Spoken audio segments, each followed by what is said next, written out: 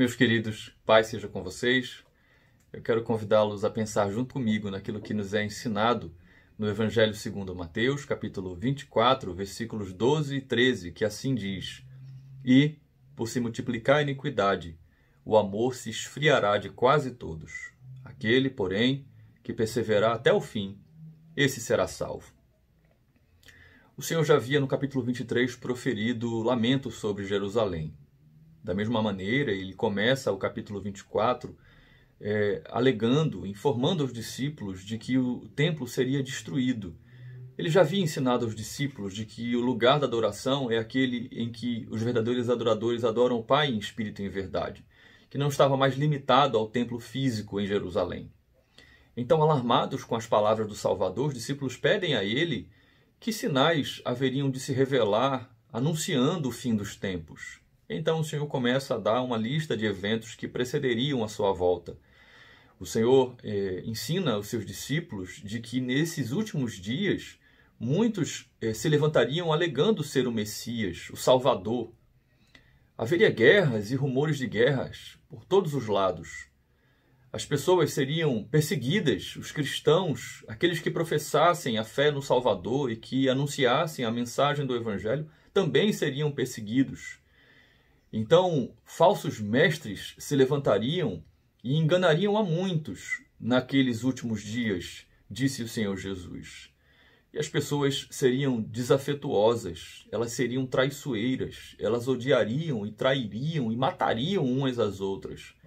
E a maldade seria tamanha que o amor de quase todos se esfriaria, ele diz isso no versículo 12.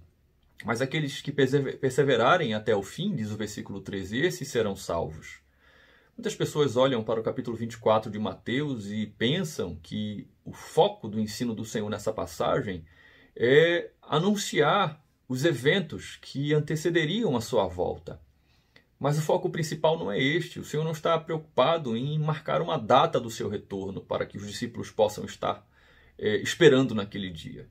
Muito pelo contrário, o que o Senhor quer instruir aos seus discípulos são os eventos, os sinais que comprovam que está próxima a sua vinda, para que eles possam se preparar, para que eles possam lutar contra essas circunstâncias e evitarem serem encontrados no grupo de pessoas do versículo 12, ou seja, aqueles que por conta da maldade se multiplicar, o amor se esfriaria. É interessante que a palavra amor nesse versículo 12 é ágape, é o amor abnegado, é o amor que Deus demonstra para conosco e que nos chama e que nos convoca a viver. O amor que não busca o seu próprio interesse. É este amor que o versículo 12 fala que se esfriaria em muitas pessoas por conta da multiplicação da maldade. Então, no versículo 13, ele nos adverte, ele nos instrui. Aqueles que perseverarem até o fim, esses serão salvos. Ou seja, em primeiro lugar, aqueles que forem sustentados pela graça de Deus. É a graça de Deus que sustenta o seu povo.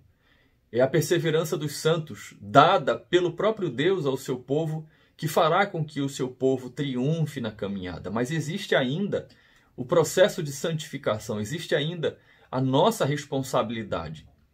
Aquilo que nós fazemos, aquilo que nós buscamos da parte de Deus para perseverarmos, para permanecermos fiéis ao nosso compromisso, o compromisso firmado, a nossa profissão de fé que nós fizemos ao seu nome. Que palavras apropriadas aos nossos dias, meus irmãos. Elas não são apropriadas porque elas estão de acordo com o contexto que nós estamos vivendo. Ou seja, olhamos para as circunstâncias e vemos que a vinda do Senhor está próximo. Não deve ser esse o nosso foco, o foco da nossa meditação. O que devemos meditar é que essas circunstâncias que têm nos cercado, elas sim se enquadram em contextos semelhantes aos que o Senhor falou, aos que o Senhor anunciou que precederiam a sua volta. Mas a nossa maior preocupação deve ser que nada disso afete a nossa fé. É que nós perseveremos no amor ao Senhor, no amor à sua criação, na nossa devoção a Ele, no nosso compromisso que temos uns com os outros. E devemos saber que, apesar da graça do Senhor ter nos alcançado, dele mesmo nos sustentar com a sua destra até o fim, que nós temos a responsabilidade de lutar, de perseverarmos.